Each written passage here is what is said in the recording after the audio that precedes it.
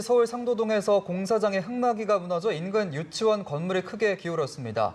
안전성 조사에서 추가 붕괴 위험이 낮다는 결과가 나왔지만 주민들은 불안감을 감추지 못하고 있습니다. 전문가와 자세한 소식 한번 짚어보겠습니다. 안형중 건국대 건축공학과 교수십니다. 어서 오세요. 네, 안녕하세요. 네.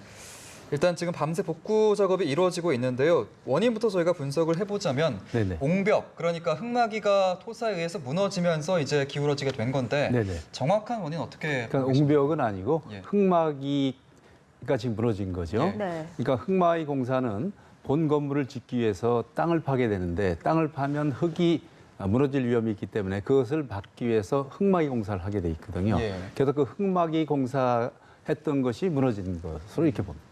예. 지금 구청에서는 응급 조치를 한 것으로 보이는데 네네. 향후 집안이 더 침하될 가능성 혹은 또 가스 폭발, 화재 이런 사고 위험성은 없을까요? 위험성이 있죠. 왜냐하면 지금 붕괴됐기 때문에 붕괴된 것을 다시 복구하려면 이제 흙을 더 많이 싸서 그 인근 건물에 이상이 없도록 하고 가스 같은 경우는 흙이 무너졌기 때문에 예. 가스관에 대한 것이 지금 제대로 안전 조치가 돼 있는지 확인해서 네. 그 가스관에 대한 어떤 폭발 사고를 막아야 된다고 생각합니다. 예. 예. 네.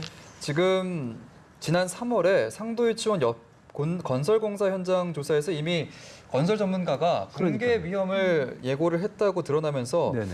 예견된 인재가 아니냐라는 지적이 나오고 있습니다. 네, 이건 좀- 완전히 예. 예견된 거죠. 왜냐하면 지난 3월에 안전진단을 통해서 결론이 안전성에 위험이 있다. 이렇게 보고가 됐는데 그것을 받은 구청에서는 조치를 즉각해야 되는데 예. 지금까지 조치하고 있다가 이렇게 붕괴 사고가 일어난 후에 수습하는 척하고 있는 것은 굉장히 바람직하지 못한 것입니다. 이미 민원도 들어가 있다고 그렇습니다. 하죠. 예. 그래서 관할구청은 이런 민원이 들었을 때 신속한 조치가 필요하다고 봅니다. 예. 네, 이 공사를 허가했던 이 동작구청 이 관련 규정을 이제 준수를 했는지 그리고 또 시공사가 지금 부실하게 지은 거 아니냐 이런 논란들이 일고 있는데 네네. 이에 대해서는 좀 어떻게 생각하시나요? 그러니까 구청에서는 그 조치가 미흡했고요. 네. 신속하게 안 됐고, 그다음 그 시공사에서는 원래 흙마이 공사를 하기로 했던 공법을 바꿨습니다. 예. 바꿨을 때 그것을 감리라는 사람이 네. 그것을 또 허가를 해줬고, 그것을 관할구청에서는 묵인해줬고, 이렇게 해서 안전사고의 위험이 아주 산재돼 있던 것이 이제 노출된 그런 결과라고 봅니다. 예. 예. 공법을 바꿨다라고 말씀해 주셨는데 네네. 보니까 저희가 당초 계획했던 공법이 CIP 공법이고 네네. 락볼트 숏크리트라는 공법으로 시행을 네네. 했다고 하더라고요. 네네. 두 가지의 차이점이 어떻게 됩니까? 그러니까 락볼트 쇼크리트는 먼저 그 볼트를 먼저 하죠. 근데 락이라는 건 잡아줘야 되는데 예. 안에 어느 정도 돌이 있어야 돼요. 그래서 그 콘크리트 부어놓을 때 그 돌하고 해서 앙카가 돼야 되는데 예. 그게 미흡했고 지금 붕괴된 봉이가 흙이더라고요.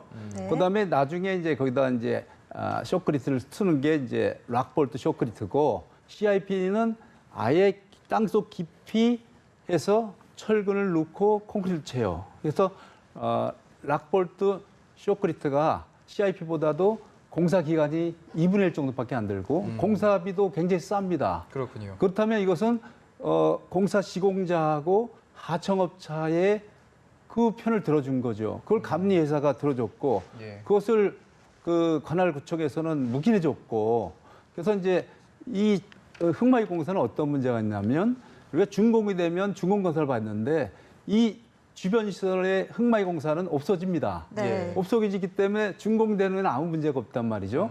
그래서 준공 전에 이런 게 일어났다는 것은 굉장히 그 위험을 감수한 그런 그 위험한 짓을 한 거죠. 예. 네, 특히 이 상도동은 또 붕괴에 약한 편마음 지방이지 그렇습니다. 예, 예. 않습니까? 이 편마음지대에서는 어떤 시공법이 사용돼야 이런 붕괴 사고를 막을 수 그러니까 있을까요? 흙마이 공사는 공법은 여러 가지가 있어요. 네. 어스앙카 공법도 있고 스트러트 공법도 있고 CIP도 있고 예.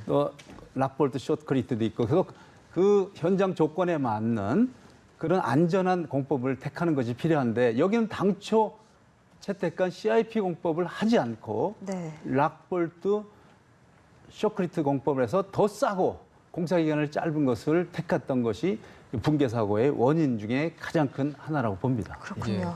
예. 일주일 전에 가산동 아파트 그렇습니다. 땅 꺼짐 현상도 그렇고 참 저희가 안전 불감증에 대해서 좀 다시 한번 생각을 해볼 필요가 있을 것 같습니다. 네네네.